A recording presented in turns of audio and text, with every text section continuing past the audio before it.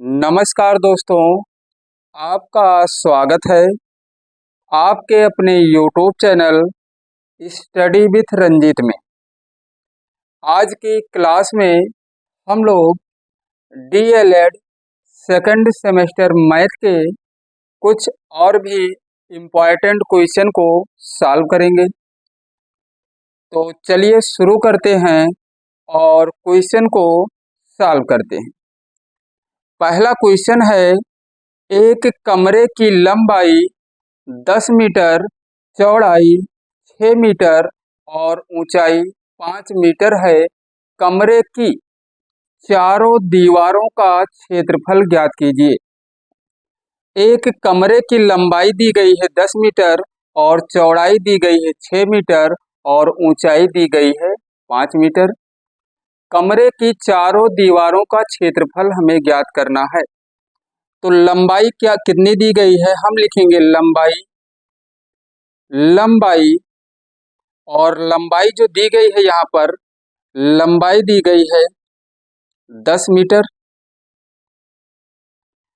और चौड़ाई जो दी गई है चौड़ाई है यहाँ पर 6 मीटर।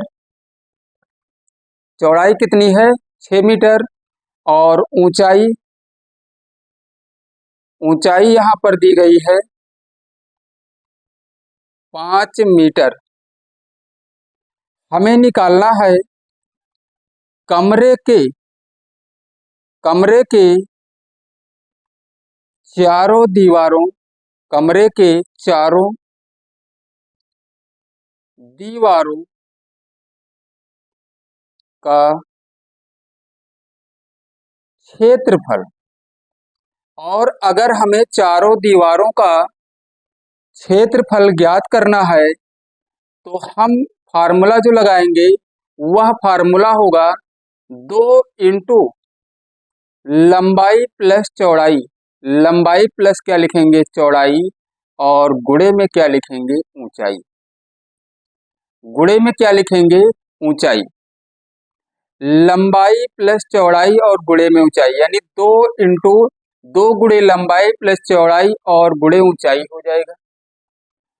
तो यहाँ पर 2 और लंबाई कितना है? लंबाई यहाँ पे 10 मीटर है, हम लिखेंगे 10 और प्लस में लिखेंगे चौड़ाई 6 मीटर और गुणे में क्या लिखेंगे? 5।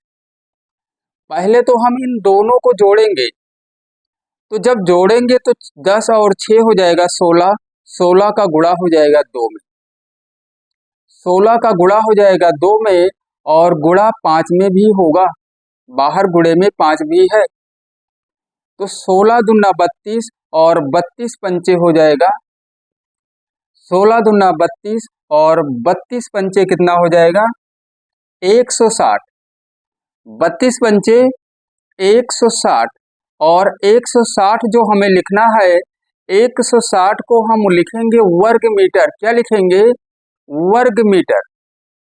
ऐसा इसलिए क्योंकि हम क्षेत्रफल ज्ञात कर रहे हैं। तो कमरे के चारों दीवारों का क्षेत्रफल कितना आ जाएगा? 160 वर्ग मीटर। चलिए क्वेश्चन नंबर 2 को भी सॉल्व करते हैं। क्वेश्चन नंबर 2 है, दो संख्याओं का योग 15 है, उनमें से एक संख्या दूसरी संख्या की 4 गुनी है, तो संख्याओं को ज्ञात कीजिए। यानी दो संख्याओं का योग कितना है? 15। उनमें से एक संख्या दूसरी संख्या की 4 गुनी है। तो यहाँ पर हम माना क्या लिखेंगे? माना एक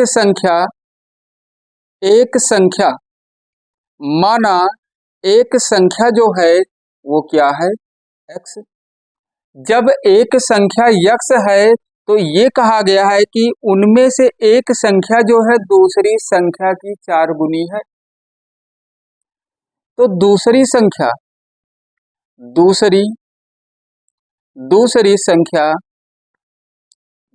संख्या हो जाएगी 4x, क्योंकि एक संख्या दूसरी संख्या की 4 गुनी है, तो दूसरी संख्या हो जाएगी 4x।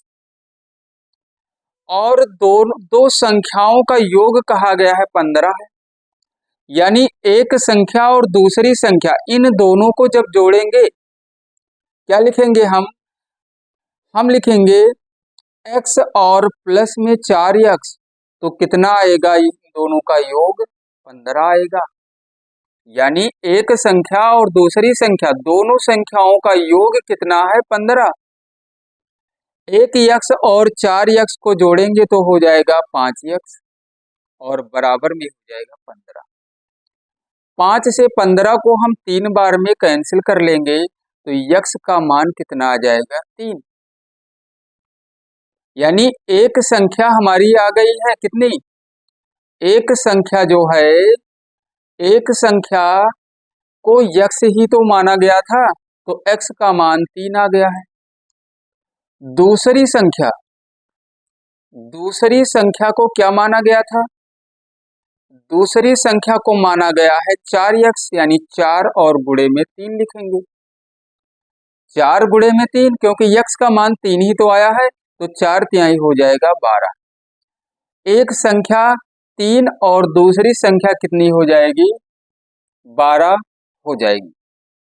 इसी तरीके से हम ऐसे क्वेश्चन को सॉल्व करेंगे। चलिए क्वेश्चन नंबर 3 को भी सॉल्व करते हैं।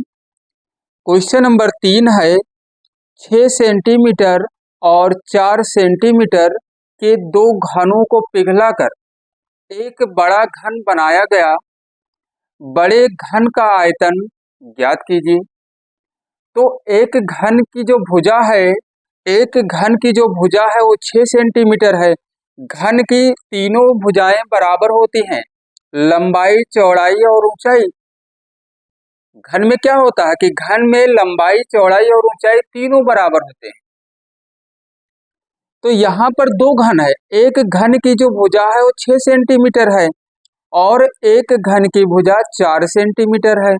दोनों घनों को यानी दो घनों को पिघलाकर, इसका मतलब ये हुआ कि जिस घन की भुजा 6 सेंटीमीटर है और एक, यानी यहाँ पर जिस घन की भुजा 4 सेंटीमीटर है, एक घन कितने का है, 6 सेंटीमीटर का, और एक घन 4 सेंटीमीटर का है। तो यहाँ यही तो कहा गया है कि दो घनों को पिघलाकर, यानी दोनों घनों को पिघलाकर एक बड़ा घन बनाया गया है।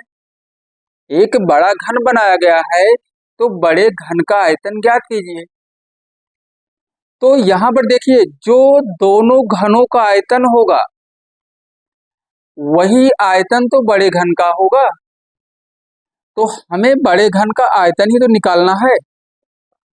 हम लिखेंगे बड़े घन का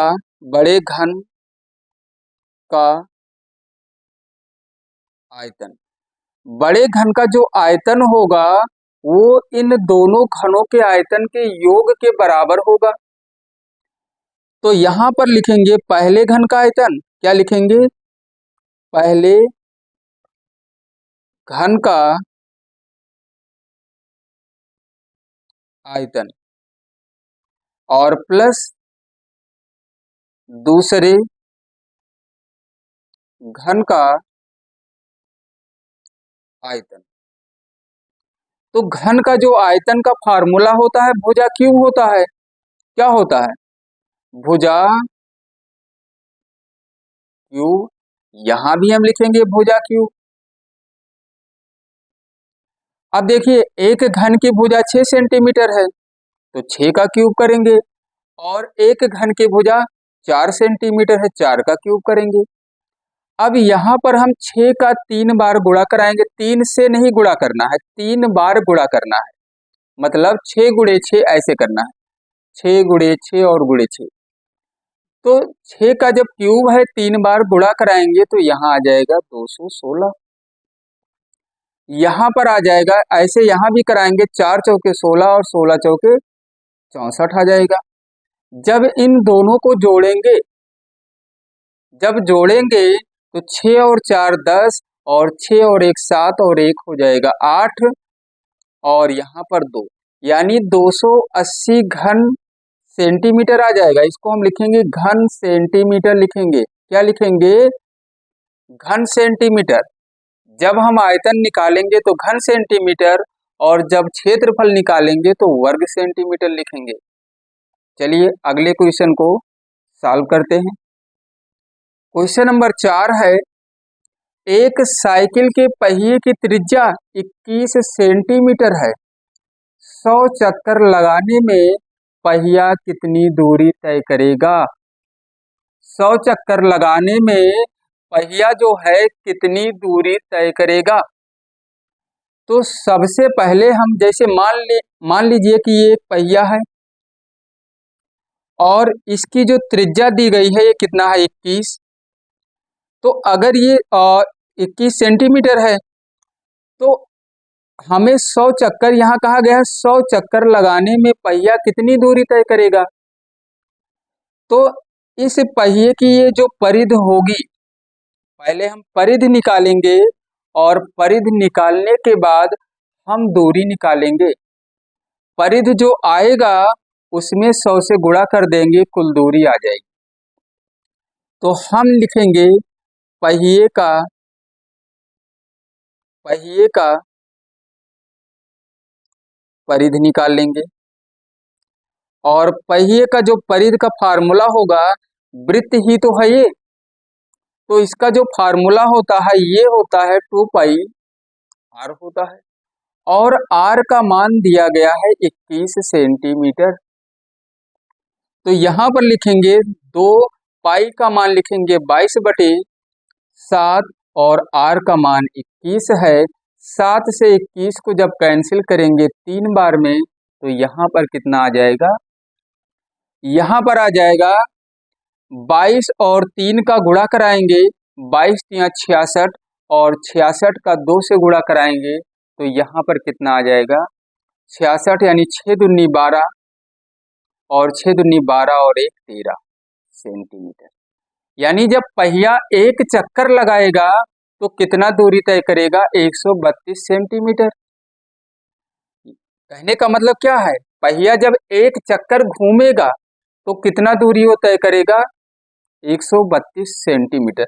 लेकिन यहाँ पे ये कहा गया है कि 100 चक्कर लगाने में, तो हम लिखेंगे 100 चक्कर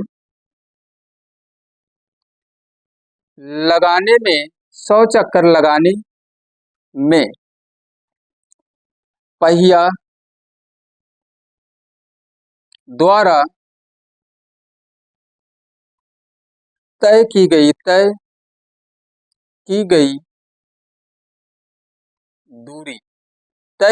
दूरी, तो जो एक चक्कर में अगर 132 सेंटीमीटर, तो 100 चक्कर में हम 100 से गुणा ही तो कराएंगे, तो ये हो जाएगा 13,200 आ जाएगा। 13,200 सेंटीमीटर दूरी हो जाएगी, यही हमारा आंसर होगा। यानी जब पहिया 100 चक्कर लगाएगा तो कितनी दूरी तय करेगा? 13,200 सेंटीमीटर। चलिए अगले क्वेश्चन को सॉल्व करते हैं। क्वेश्चन नंबर 5 है, 15 सेंटीमीटर भुजा वाले वर्ग से 5 सेंटीमीटर भुजा वाले कितने वर्ग काटे जा सकते हैं? तो यहाँ पर यह कहा गया है कि एक वर्ग है और वर्ग कितने सेंटीमीटर का है? 15 सेंटीमीटर। जैसा कि हम जानते हैं वर्ग की चारों भुजाएं क्या होती हैं? बराबर होती हैं। और एक वर्ग काटना है, मतलब 5 सेंटीमीटर का, ये बड़ा वर्ग हो गया हमारा 15 सेंटीमीटर का, उसमें से छोटे छोटे वर्ग काटने हैं 5-5 सेंटीमीटर के। तो कितने वर्ग काटे जा सकते हैं? कितने वर्ग काटे जा सकते हैं?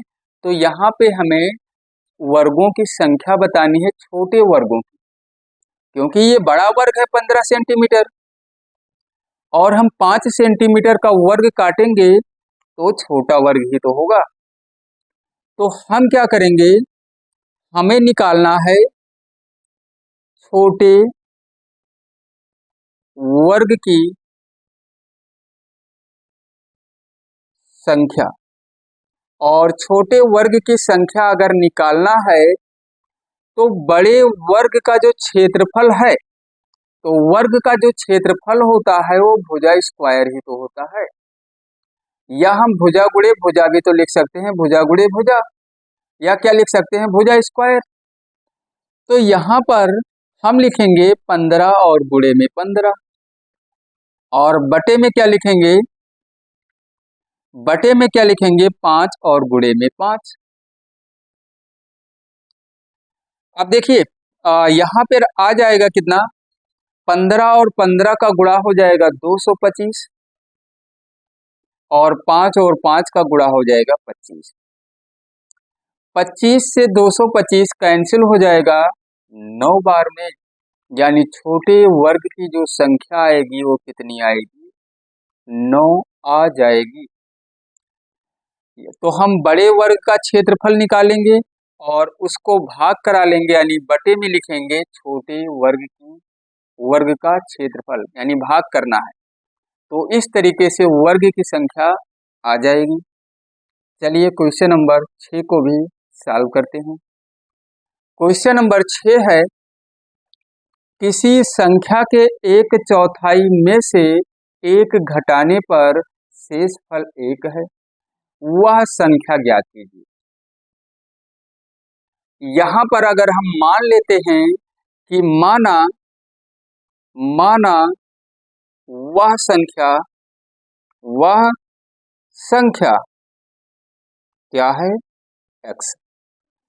तो कहा गया संख्या के 1/4,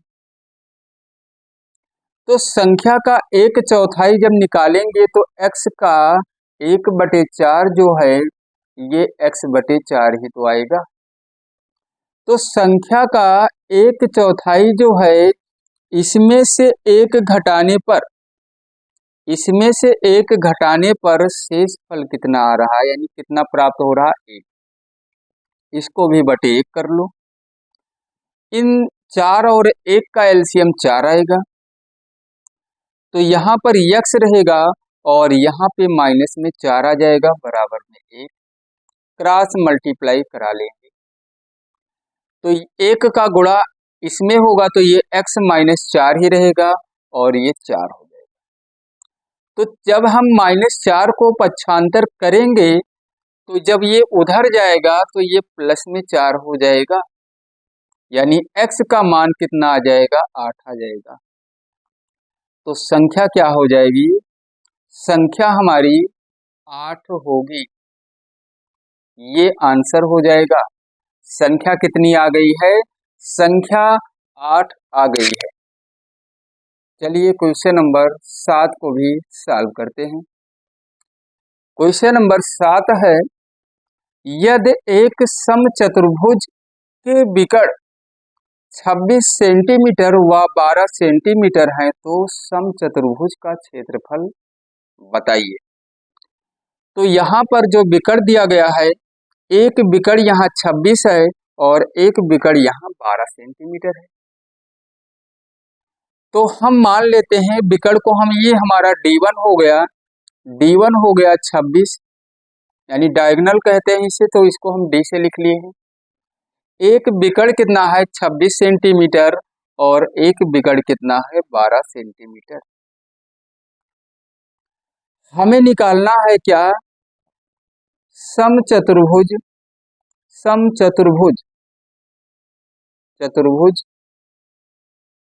का क्षेत्रफल।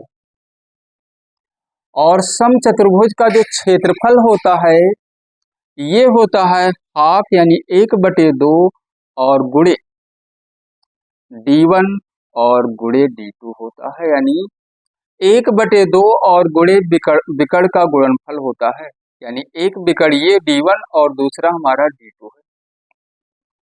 तो 1/2 लिखेंगे और D1 कितना है 26 और D2 कितना है 12। समचतुर्भुज का अगर हमें क्षेत्रफल ज्ञात करना है तो 1/2 और गुणे विकर्णों का गुणनफल कर देना है, तो वही तो लिखा गया है ये। अब 2 से अगर 26 को हम कैंसिल कर लेते हैं 13 बार में, तो 13 और 12 का ही तो गुणा होगा, 13 और गुणे में 12। तो 13 दूना 26 और 13 कम 13 और 2 हासिल आया था, हो जाएगा 15। कितना आ जाएगा? 156। और हमें लिखना है वर्ग सेंटीमीटर, क्योंकि हम क्षेत्रफल ज्ञात कर रहे हैं। तो क्या लिखेंगे? वर्ग सेंटीमीटर।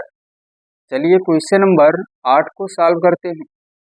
क्वेश्चन नंबर 8 है, सर्व समीकरणों का प्रयोग करके 51 का स्क्वायर जो है इसका मान ज्ञात कीजिए।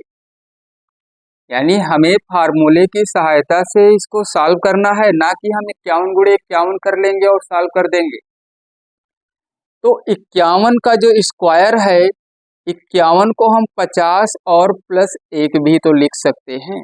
यानी 51 का जो स्क्वायर है इसको ऐसे भी तो लिख सकते हैं और अब स्क्वायर लगा दो। और जब अब स्क्वायर लगाएंगे तो ये हमारा सर्व समीकरण यानी एक फार्मूला बन जाएगा a प्लस बी का होल स्क्वायर। इसका जो फार्मूला होता है a प्लस बी का होल स्क्वायर जो होता है ये होता है a स्क्वायर और प्लस बी स्क्वायर प्लस में 2ab। कहीं कहीं पे लिखा रहता है a स्क्वायर प्लस 2ab और प्लस बी स्क्वायर, उससे कोई दिक्कत नहीं। a square plus b square plus 2ab। तो a हमारा यहाँ पर 50 है और b क्या है? 1 है। तो a स्क्वायर करना है, मतलब हमें 50 का क्या करना है? स्क्वायर करना है। फिर b स्क्वायर करना है, मतलब 1 का स्क्वायर करना है। और उसके बाद 2ab है, तो 2ab का मतलब 2 गुणे में 50 और गुणे में 1 लिखेंगे। 50 का जब स्क्वायर करेंगे यानी 50 का गुणा 50 से होगा तो आ जाएगा 25, 100 आ जाएगा। 1 का गुणा 1 में कराएंगे 1 आएगा और 2 और 50 और 1 का गुणा आ जाएगा 50 दूना 100 आ जाएगा। जब हम इसको जोड़ेंगे तो 2500 और 100 2600 हो गया और 1 जोड़ेंगे तो 2601 आ जाएगा।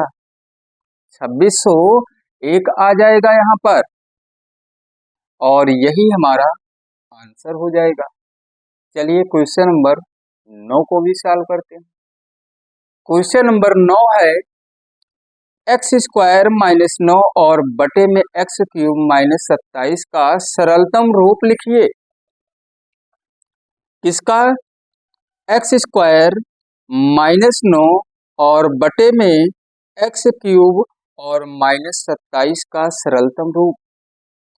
तो हम लिख सकते हैं इसको, एक्स स्क्वायर को स्क्वायर ही रखेंगे, 9 को हम लिख सकते हैं 3 का स्क्वायर और बटे में एक्स क्यूब है और 27 को हम 3 का क्यूब लिख सकते हैं। अब देखिए ये हमारा एक फार्मूला बन गया ए स्क्वायर माइनस बी स्क्वायर। तो ए स्क्वायर माइनस बी स्क्वायर का जो फार्मूला होता है वो होता है ए प्लस बी और इंटू ए माइनस बी होता है। चलिए इसको लिखते हैं, पहले इसको लिख लेते हैं। ए प्लस बी का मतलब एक्स और प्लस में 3, एक्स और प्लस में 3 और ए माइनस बी का मतलब हुआ एक्स माइनस में 3 बटे में ये बन रहा है ए क्यूब माइनस बी क्यूब, ए क्यूब माइनस बी क्यूब, इस तरीके से ए क्यूब माइनस बी क्यूब। और इसका जो फार्मूला होगा वो होगा ए माइनस बी। तो हम लिखेंगे एक्स माइनस में 3 और उसके बाद होता है ए स्क्वायर, तो हम लिखेंगे एक्स का स्क्वायर। उसके बाद होता है ए बी, ए बी का मतलब 3 और एक्स का गुणा होगा प्लस में तो 3x आ जाएगा। उसके बाद होगा बी स्क्वायर, तो बी स्क्वायर का मतलब 3 का स्क्वायर कर लेंगे। एक्स माइनस 3 और एक्स माइनस 3 कैंसिल हो जाएगा तो क्या बचेगा? ऊपर बचेगा एक्स प्लस में 3 और बटे में एक्स स्क्वायर और 3x और यहाँ पर आ जाएगा 9। कितना आ जाएगा? 9। यही हमारा आंसर हो जाएगा। चलिए अगले क्वेश्चन को सॉल्व करते हैं। क्वेश्चन नंबर 10 है 3, 5, x 9, 11 का समांतर माध्य 7 है, तो x का मान बताइए। समांतर माध्य कितना है? समांतर माध्य 7 है।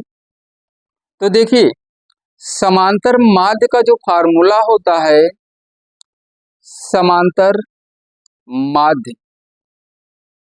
समांतर माध्य का फार्मूला जो होता है पदों का योग और बटे में पदों की संख्या होती है।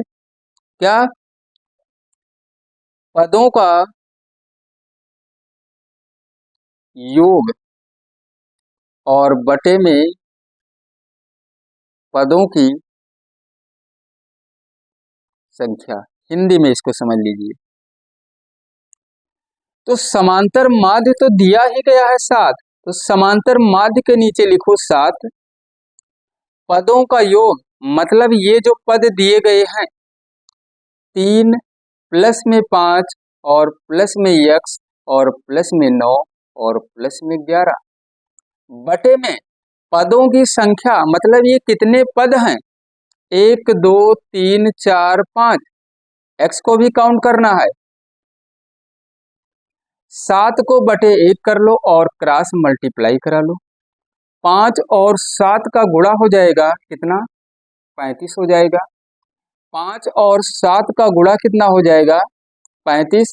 पहले इसको जोड़ लेते हैं, चलिए लिख लेते हैं 35। और इसको जब जोड़ेंगे 3 और 5 8 और 8 और 9 हो जाएगा 17। 17 में 11 जोड़ेंगे तो ये कितना आ जाएगा? 28। और प्लस में x, x नहीं जुड़ेगा इसमें, ये इतना आएगा, इसका गुणा 1 में हुआ तो उतना ही रहेगा, इसको डायरेक्ट ही लिख दिया गया है। इसको जोड़ने के बाद क्रॉस मल्टीप्लाई कराया गया, 1 में तो उतना ही तो आएगा। चलिए हम पक्षांतर करेंगे, 28 को इधर लाएंगे तो 35 में से ये माइनस हो जाएगा। कौन? 28। यहाँ पे क्या है? x। तो 35 में से 28 माइनस होगा तो 7 ही तो आएगा। x का मान कितना आ जाएगा? इसको हम ऐसे भी लिख लेंगे, x का मान कितना आ गया है? 7। यही हमारा आंसर हो जाएगा क्वेश्चन नंबर 10 का। चलिए क्वेश्चन नंबर 11 को भी सॉल्व करते हैं। क्वेश्चन नंबर 11 है एक आयताकार मैदान का क्षेत्रफल 0.5 हेक्टेयर है। यदि इस मैदान की एक भुजा 125 मीटर हो तो दूसरी भुजा ज्ञात कीजिए। क्या कहा गया है? एक आयताकार मैदान का क्षेत्रफल 0.5 हेक्टेयर है, यदि इस मैदान की एक भुजा 125 मीटर है। थोड़ा सा यहाँ पे देखिए, यहाँ हेक्टेयर दिया गया है और यहाँ मीटर में दिया है, तो 0.5 जो लिखा हुआ है ये है हेक्टेयर में, हेक्टेयर, तो इसको हम चेंज कर लेंगे मीटर में। एक हेक्टेयर में 10,000 वर्ग मीटर होता है, तो हम 10,000 से इसमें गुणा करा लेंगे। किससे गुणा करा लेंगे? 10,000 से। और जब गुणा कराएंगे तो ये 5,000 आ जाएगा। 0.5 है, 5,000 वर्ग मीटर आ जाएगा, वर्ग मीटर। तो जो ये वर्ग मीटर लिखा गया है ये क्षेत्रफल ही तो है। तो मैदान का जो क्षेत्रफल आ गया है, मैदान का क्षेत्रफल ये हमारा हो गया है कितना? 5,000। और मैदान का क्षेत्रफल, मैदान कैसा है? आयताकार। मैदान आयताकार ही तो है, तो एक लंबाई होगी और एक चौड़ाई, तो एक यहाँ इस तरीके से दिया नहीं गया है, तो आयत का जो क्षेत्रफल होता है लंबाई गुणे चौड़ाई होती है, यानी दोनों भुजाओं का गुणा कर देते हैं, तो एक भुजा दी गई है 125, 125। यहाँ लिख लो दूसरी भुजा। क्या लिख लोगे? यहाँ लिखोगे दूसरी भुजा। दूसरी भुजा बराबर क्या लिखेंगे? 5,000। तो दूसरी भुजा बराबर हो जाएगी, या तो 125 से यही कैंसिल कर दो, या इसको बटे में इस तरीके से लिख लो तब कैंसिल करो। ये इधर आएगा तो बटे में हो जाएगा। 125 से कैंसिल करेंगे तो 125 से 40 बार में कैंसिल हो जाएगा। चलिए देखिए, 25 से 5 बार में, और 25 से ये कितनी बार में, 5 एकम 5 यानी 1000 आ जाएगा। 5 से 1000 कितनी बार में, 5 5 से 5 एकम 5 1000 आएगा यहाँ। 25 से कैंसिल किया गया है, कितना आ जाएगा, 2000। 2000 नहीं 200 आ जाएगा। कितना आ जाएगा, 200। जब हम इसको 5 से कर दिए हैं तो 25 से ये 5 बार में, और 25 से 5000 को हम 200 बार में कैंसिल कर लेंगे। 5 से 200 को हम 40 बार में कैंसिल कर लेंगे, यानी दूसरी भुजा कितनी आ गई है, 40 मीटर आ गई है। इसका मतलब ये चौड़ाई है, लंबाई 125 थी। बस हमें यही तो निकालना था। चलिए क्वेश्चन नंबर 12 को भी सॉल्व करते हैं। क्वेश्चन नंबर 12 है, समीकरण x/3 प्लस x/2 बराबर 10 को हल कीजिए। छोटा सा क्वेश्चन, हमें किसको हल करना है, x/3 और प्लस में x/2 को हल करना है। बराबर में 10 है, तो 3 और 2 का एलसीएम 6 आ जाएगा। ये भिन्न ही तो है, 3 दूनी 6, तो 2 से गुणा इसमें करा देंगे, ये 2x हो जाएगा। 2 तिहाई 6, तो 3 से गुणा इसमें हो जाएगा, 3x हो जाएगा। बराबर में 10/1 कर लो, ये हो जाएगा 5x हो जाएगा। 3 और 2 5x/6, बराबर में 10/1 कर लो। इसको क्रॉस मल्टीप्लाई कराएंगे तो 5x का गुणा 1 में, तो 5x ही आएगा। बराबर में क्या हो जाएगा, 60 हो जाएगा। 5 से 60 को हम कैंसिल कर लेंगे 12 बार में। बस हमारा आंसर आ गया है, x का मान 12 हो जाएगा। चलिए क्वेश्चन नंबर 13 को सॉल्व करते हैं। क्वेश्चन नंबर 13 है, समीकरण -4x + 3, इसको लिख लेते हैं। माइनस में क्या है, 4x और प्लस में 3, बराबर में -6 है, x और माइनस में 18, इसी को हल करना।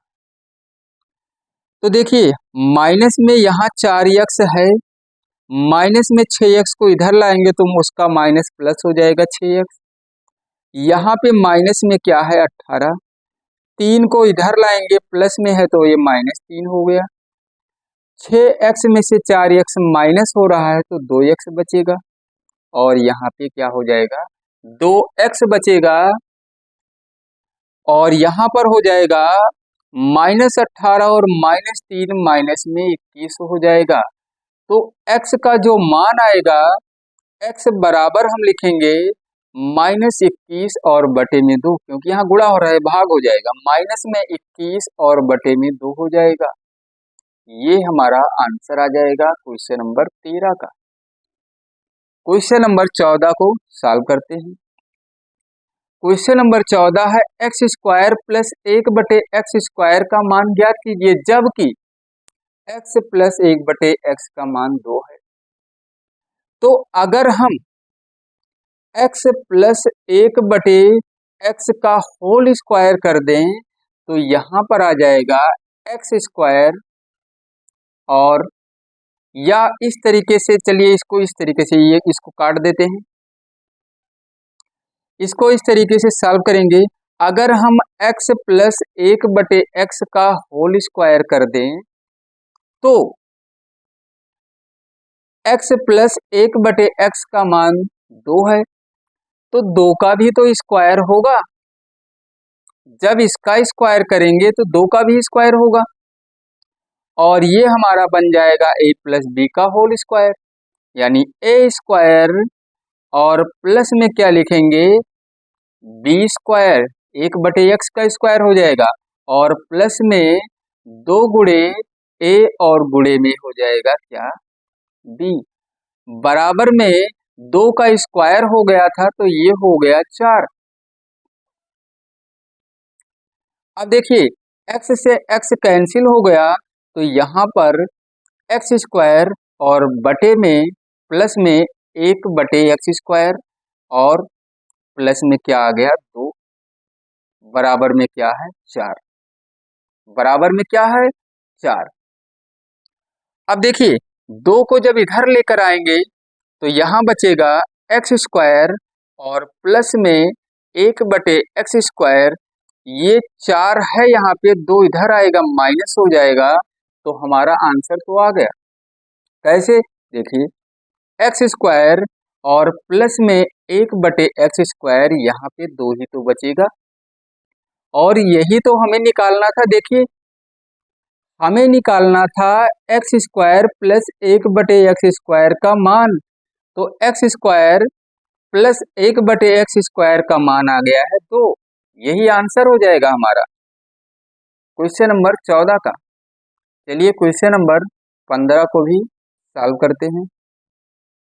क्वेश्चन नंबर 15 है, तीन क्रमागत संख्याओं का योग 87 है, द्वितीय क्रमागत संख्या का मान ज्ञात कीजिए। क्रमागत का मतलब लगातार, एक क्रम के अनुसार।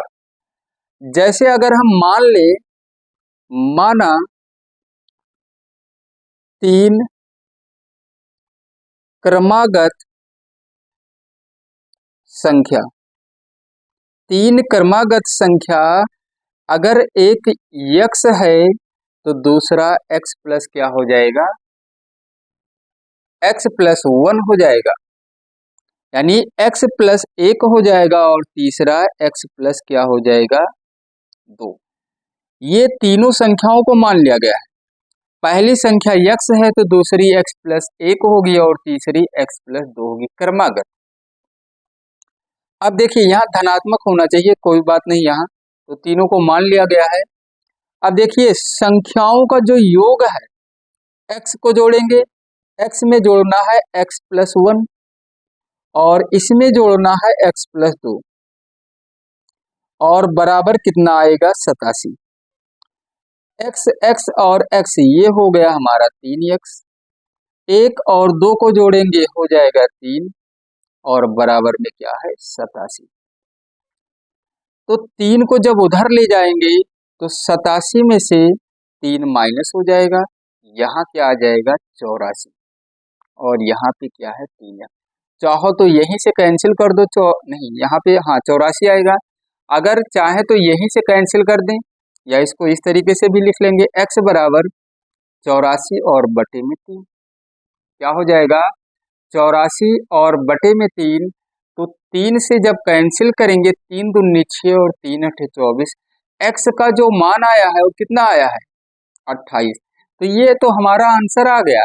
लेकिन सवाल देखिए, हमें केवल द्वितीय क्रमागत संख्या का मान बताना है, तो द्वितीय